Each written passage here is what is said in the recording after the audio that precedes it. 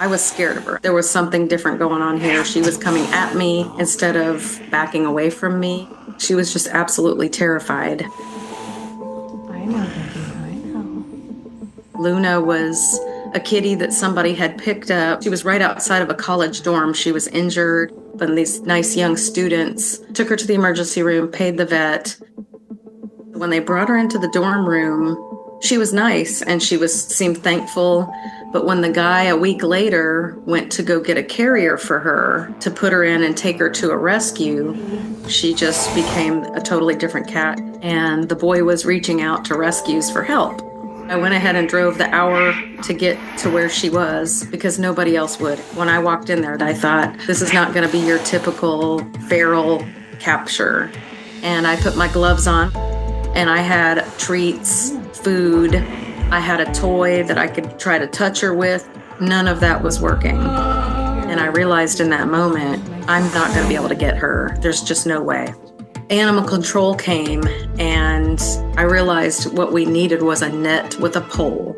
Oh my gosh, the officer was so nice, you guys. They're gonna let me keep the baby. I know, baby. I know you probably aren't mean.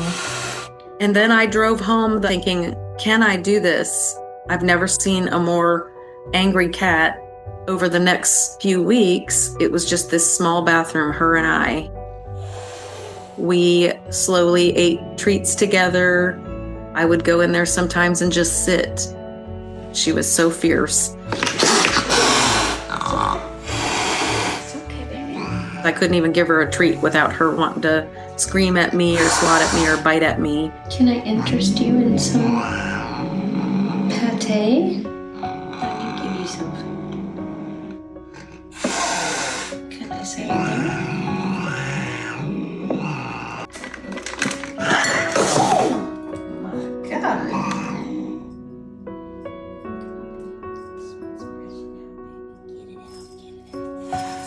Yes, girl. She had been owned, she had been fixed, she had been microchipped.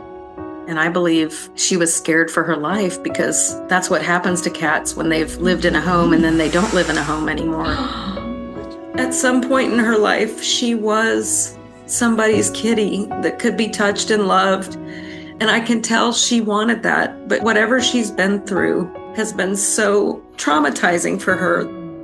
And I knew I would get there with her. There were times she would let me touch her with a wand.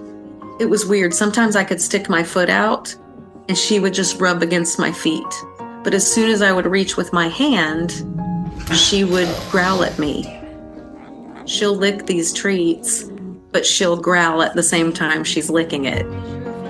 Something yummy, close to your hands, that make your hands become safe.